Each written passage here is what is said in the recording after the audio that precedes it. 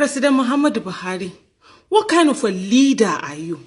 What kind of an insensitive leader are you? People are dying. People are dying in Zamfara. And it seems as if you don't care. You're supposed to be the commander-in-chief. You're the president of this country. You're the one that security, everything about security centrally, it's in your hands. And yet, you're doing nothing.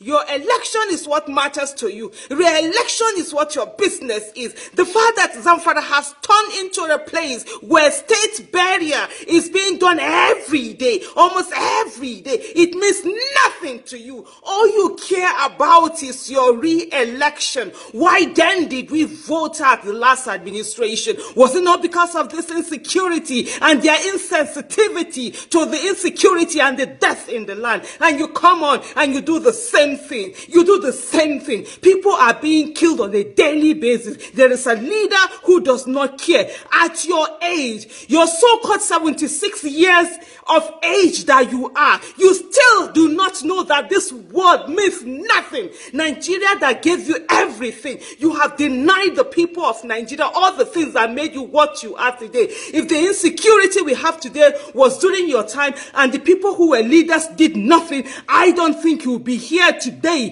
to even be a president. Why are you killing? Why are you killing Nigerians with your lack of action, your lack of competence, your lack of character, and your lack of your cluelessness?